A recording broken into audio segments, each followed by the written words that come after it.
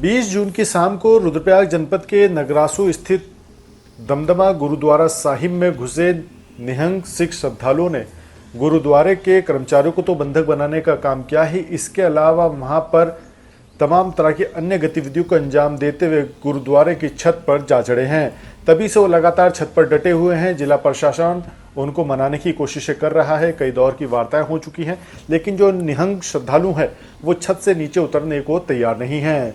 ऐसे में अब तमाम तरह की बातें होने लगी है। क्या ये केवल कर्णप्रयाग वाली घटना को लेकर ही छत पर चढ़े हैं या फिर कोई सोची समझी साजिश का ये हिस्सा बने हैं? क्योंकि लगातार इस तरह की बातें सामने आ रही हैं। अगर केवल कर्णप्रयाग घटना का ही मामला था तो ये आखिर 20 जून से अब तक छत पर डटे हुए क्यों हैं, या फिर इनके मन में कुछ और चल रहा है तो उसके पीछे क्या कारण, क्यों नहीं लोकल इंटेलिजेंस पुलिस को पता चल पाया?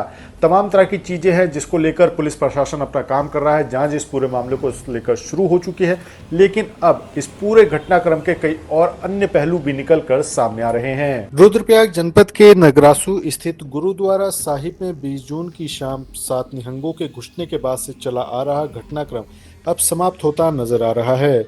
इस हाई वोल्टेज घटनाक्रम के बाद गुरुद्वारे की छत पर डटे 2 निहंग सिख तो नीचे उतर आए थे, लेकिन अभी भी 5 निहंग गुरुद्वारे की ऊपरी मंजिल पर ही डटे हुए हैं। प्रशासन को उम्मीद है कि आज मामला पूरी तरह से सुलझ जाएगा। इंटरनेट सेवा को भी अब बहाल कर दिया गया है। डीएम और एसपी ने इसे आपसी विवाद बताया है और अफवाहों से बचने की अपील की है। नगरासू गुरुद्वारे के बाहर एहतियात के लिए आईटीबीपी भी तैनात है। वहीं जो 5 निहंग अभी भी गुरुद्वारे की ऊपरी मंजिल पर मौजूद हैं, उनमें से एक खाना लेने जब नीचे आया था, इस दौरान ऊपर मौजूद 4 निहंगों ने अपने साथी को कवर देने के लिए पथराव कर दिया। किसी भी अप्रिय घटना से बचने के लिए आज सुबह ही नगरासू गुरुद्वारे के बाहर आईटीबीपी को भी तैनात किया गया है। वहीं 2 निहंग छत से उतरे थे, वो रुद्रप्रयाग प्रशासन से माफी मांगने के बाद अपने घर को जा चुके हैं। 5 निहंगों का अभी भी गुरुद्वारे की ऊपरी मंजिल पर कब्जा है। दूसरी तरफ नगरासू स्थित गुरुद्वारा साहिब में 20 जून 2026 को हुई घटना के संबंध में जिला प्रशासन और पुलिस प्रशासन ने स्थिति स्पष्ट करते हुए आमजन और श्रद्धालुओं से किसी भी प्रकार की अफवाहों पर ध्यान न देने की अपील की है। प्रशासन ने स्पष्ट किया है कि श्री हेमकुंड साहिब यात्रा और चारधाम यात्रा पूरी तरह सुचारू रूप से संचालित हो रही है तथा कहीं भी किसी भी प्रकार का व्यवधान नहीं है।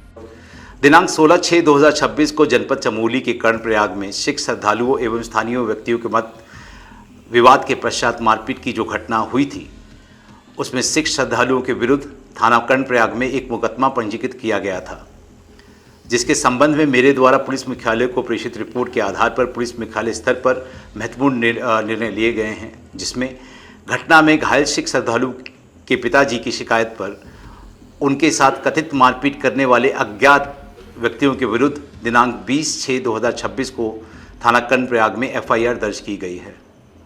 थाना कर्णप्रयाग पर पंजीकृत उपयुक्त दोनों अभियोगों की निष्पक्ष, पारदर्शित एवं स्वतंत्र विवेचना सुनिश्चित करने के उद्देश्य से विवेचनाएं चमोली जनपद से हरिद्वार जनपद को स्थानांतरित की गई हैं, जहां वरिष्ठ पुलिस अधीक्षक हरिद्वार श्री नवदीप सिंह भुल्लर इसके निकट पर्यवेक्षण में विवेचनाओं को संपादित करेंगे।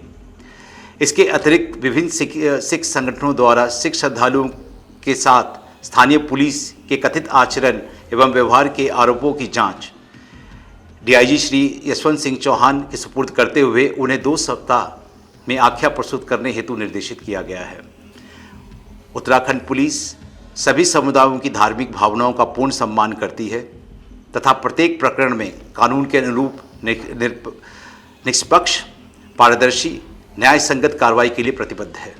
श्री हेमकुंड साहिब यात्रा श्रद्धालुओं की आस्था से जुड़ी हुई एक अत्यंत पवित्र यात्रा है, जो उत्तराखंड पुलिस एवं प्रशासन के समन्वित प्रयासों से सुरक्षित, शांतिपूर्ण, सुव्यवस्थित रूप से संचालित हो रही है। यात्रा के दौरान प्रत्येक श्रद्धालु की सुरक्षा, सम्मान एवं सुविधा सुनिश्चित करना उत्तराखंड पुलिस की सर्वोच्च प्राथमिकता है। दूसरी तरफ गुरुद्वारे में लगातार डटे निहंगों को देखकर गुरुद्वारा प्रबंधन और स्थानीय जनता भी सकते में है। सभी को इस बात का डर सता रहा है कि देरी होने से कहीं बात ना बिगड़ जाए। वहीं इस पूरे मामले को लेकर अब राजनीति भी होने लगी है। कांग्रेस प्रदेश अध्यक्ष गणेश गोदिया ने पुलिस की तरफ से जारी किए गए बयान पर सवाल खड़ा किया है। कर्णप्रयाग में स्थानीय होटल व्यवसायियों के साथ यात्रियों के जो झड़प हुई उसके बारे में तो आप लोग सब जानते ही हैं। कल आईजी गढ़वाल का एक स्टेटमेंट मैंने देखा, सुना, और उसमें वो कह रहे हैं कि तीर्थ यात्री के पिता की ओर से जो एफआईआर दर्ज की गई, इस केस को हम हरिद्वार शिफ्ट कर रहे हैं। ये तो ठीक है, अगर कोई फरियादी अपनी एफआईआर के आधार पर इन्वेस्टिगेशन कहीं दूसरी जगह चलाना चाह रहा है, तो वहां से चलाना चाह रहा है, तो ये ठीक है, कोई बात नहीं है। पर आईजी गढ़वाल ने एक बात और कही कि ये दोनों केस जो कि इससे पहले उस घटना में प्रभावित हैं, घायल हैं स्थानीय व्यवसायी, उनका भी केस हम हरिद्वार शिफ्ट कर रहे हैं। मैं ये बात समझ नहीं पाया हूं। मैं वहां के स्थानीय लोगों से इस बात को कहना चाहता हूं, वहां के तमाम नेतागणों, कोई पार्टी की बंदिश नहीं है कि सिर्फ कांग्रेस के, बल्कि बीजेपी के भी या अन्य दलों के भी नेतागणों से भी ये बात मैं कहना चाहता हूं कि क्या कर्णप्रयाग में हुई इस घटना में जो होटल व्यवसायी घायल हुए और स्थानीय लोग जो घायल हुए, क्या उनके परिजनों ने सरकार से ये मांग की है कि हमारे इस केस को इन्वेस्टिगेशन के लिए और आगे की कार्रवाई के लिए हरिद्वार शिफ्ट किया जाए? क्या ऐसा हुआ है? और अगर उनके परिजनों ने ये मांग नहीं की तो सरकार किसको फेवर करने के लिए ये केस हरिद्वार शिफ्ट कर रही है? मैंने कल एक बात कही थी कि माननीय मुख्यमंत्री जी को उत्तराखंड के लोगों के साथ दिखना चाहिए, जो दिख नहीं रहा है। और आईजी गढ़वाल के इस स्टेटमेंट या इस एक्शन से ये स्पष्ट होता है कि आईजी गढ़वाल, पुलिस प्रशासन और मुख्यमंत्री सरकार, ये सब मिले हुए हैं और इससे स्थानीय जो हमारे लोग हैं, इनके अधिकारों का हनन हो रहा है। मैं चाहता हूं कि सरकार स्पष्ट करे कि क्या स्थानीय लोगों ने मांग की कि हमारे केस को हरिद्वार शिफ्ट किया जाए। मेरी उनसे कोई ऐसी बात हुई नहीं है, लेकिन निश्चित रूप में मैं ये मानता हूं कि ऐसा किसी ने नहीं कहा होगा कि हमारे गांव से केस को जो है हमारे नजदीक से, हमारे जिले से और केस को दूसरे जिले में शिफ्ट किया जाए इन्वेस्टिगेशन के लिए। ऐसा नहीं हो सकता है। तो आखिर मुख्यमंत्री या शासन प्रशासन या प्रदेश की सरकार किसके हित में, किसके भलाई के लिए, किसको फेवर करने के लिए इस केस को वहां शिफ्ट कर रही है, ये जानने की इच्छा है। इसलिए मेरा ये कहना है कि सभी राजनीतिक दलों के वहां स्थानीय नेता इस मुद्दे पर एक हों। अगर एक नहीं हुए तो ये सरकार इसी तरह हमारे हितों के साथ खिलवाड़ करती रहेगी। मैं उम्मीद करता हूं, मैंने अपने साथियों को भी आज वहां कहा है कि इस बारे में वो लोग भी, जो स्थानीय लोग जो पीड़ित हुए इस घटना से, उनसे बात करें और उनकी इच्छा पता करें कि वो क्या चाहते हैं इसमें। मैं उम्मीद करता हूं कि हमारे लोग इस पर ध्यान देंगे। कर्णप्रयाग और नगरासू में हुई हिंसा पर अब उत्तराखंड क्रांति दल ने भी सख्त रुख अपनाते हुए निष्पक्ष जांच और कार्रवाई की मांग की है। उक्रांत के केंद्रीय महामंत्री राजेंद्र सिंह बिष्ट ने कहा कि स्थानीय लोगों और निहंगों के बीच मामूली बोलचाल का हिंसक हो जाना दुर्भाग्यपूर्ण है। उन्होंने आरोप लगाया कि चारधाम यात्रा सीजन में पर्याप्त सुरक्षा न देकर सरकार फेल रही है। उक्रांत ने मांग की है कि निहंगों समेत सभी आरोपियों पर एफआईआर दर्ज हो। निहंगों द्वारा तलवार लहराने को आत्मरक्षा न माना जाए। साथ ही श्री हेमकुंड साहिब समेत सभी सिख धार्मिक स्थलों पर श्राइन बोर्ड बनाने और प्रबंधन का अधिकार राज्य के मूल सिखों को ही देने की मांग उठाई है। बिष्ट ने कहा, नफरत फैलाने वाले देश के लिए कैंसर के समान हैं।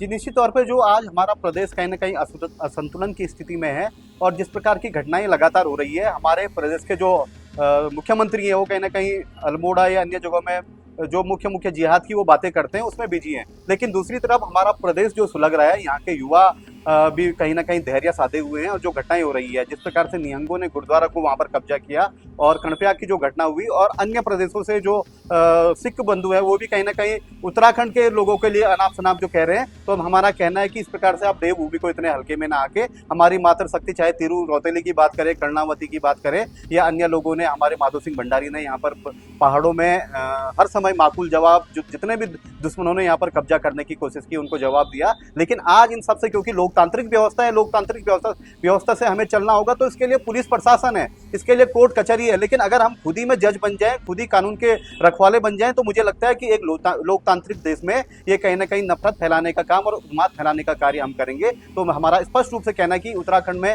जो भी टूरिस्ट आना चाहते हैं उनका स्वागत है, लेकिन अराजकता और इस प्रकार का उन्माद और इस प्रकार का अगर आप हिंसा यहाँ पर फैलाएंगे तो ये बिल्कुल भी हमें मंजूर नहीं है। उत्तराखंड कहीं ना कहीं यहाँ पर हमने हमेशा सिख भाइयों को सम्मान दिया है और सिखों का भी उत्तराखंड बनाने में महत्वपूर्ण योगदान है। आज यहाँ पर जो सिख हैं, हमारे पहाड़ के तमाम जो नेगी लोग हैं, उनके गुरुद्वारे पहाड़ में हैं, हमारा रोटी बेटी का हमारा रिश्ता है। लेकिन आज इस वातावरण को जो दूषित करना चाह रहे हैं कुछ लोग हैं, कुछ उधर से हैं, कुछ इधर से हैं, लेकिन इनको हम टारगेट करके शीघ्र ही कड़ी कार्रवाई की मांग करते हैं। और जब हमारी सरकार सत्ता में आएगी तो हम कोशिश करेंगे कि जब ऋषिकेश से ऊपर जो भी आए तो हम एक उसमें शासन प्रशासन जो हमारा पुलिस प्रशासन है उनके द्वारा वहां पर कानूनी व्यवस्था को हम मजबूत करें, ताकि ऐसी नौबत ही ना आए। तो ऐसी घटनाएं होंगी क्यों।